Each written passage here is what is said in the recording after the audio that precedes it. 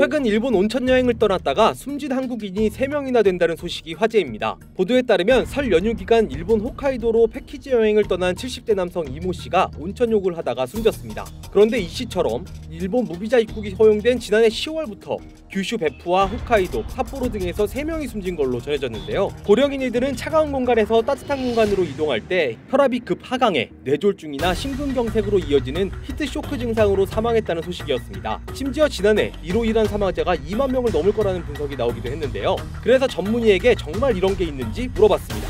그랬더니 일단 히트쇼크라는 의학 용어는 없다고 합니다. 보통은 이제 열실신이라는 용어를 쓰는데요. 갑자기 주변 환경이 바뀌어서 체온이 올라가게 되는 경우 땀을 내거나 그렇게 해서 체온을 조절하는데, 사실 온탕 같은 상황은 땀을 내도 기화열이나 이런 것들이 없기 때문에 체온을 조절하기 힘든 상황이 됩니다. 그때 보통 우리 몸에서 혈압이 떨어지는 이런 일들이 일어나게 되고 실신으로 이어지게 됩니다. 어지럽고 쓰러지는 기전은 전부 다 머리로 가는 산소량이 떨어져서 그런 건데요. 결국 혈액이 떨어진다는 뜻입니다. 말씀드렸다시피 교감신경이 항진되고 갑자기 떨어지는 상황은 혈압이 떨어지게 됩니다. 이 혈압이 떨어진다는 말은 머리로 가는 피를 보내주는 능력이 떨어진다는 뜻이고, 따라서 머리로 가는 혈액이 떨어지니까 곧 산소도 떨어지고, 이 상황에서 어지러움 혹은 실신까지 이어지는 반응들이 있을 수 있습니다. 주로 갑자기 온도 변화에 노출이 되는 거, 그리고 이런 온탕에 좀 오래 비교적 있는 거를 주의하셔야 되고요. 좀 안전하게 목욕을 하기 위해서는 좀 순차적으로 탕 온도를 높여가시는 방법도 도움이 되겠고, 4분 이상 좀 고온에서 목욕을 하지 않으시는 것도 좋은 방법이 되겠습니다. 혼자 목욕하시게 되는 경우가 제일 위험하다고 저는 생각하는데요. 이런 열실신이 있게 되었을 때도 바로 옆에서 깨워주면 대부분 정상적으로 회복하시는 경우가 많습니다. 그런데 혼자 방치되시게 되면 상한이니까 익수가 있게 되고, 익수는 아주 위험한 기전입니다. 물이 한 10초만 기도 속으로 들어가도 회복이 아주 어렵습니다. 그래서 옆에 꼭 같이 계시는 상황에서 목욕을 즐겨주시는 게 어르신들한테는 꼭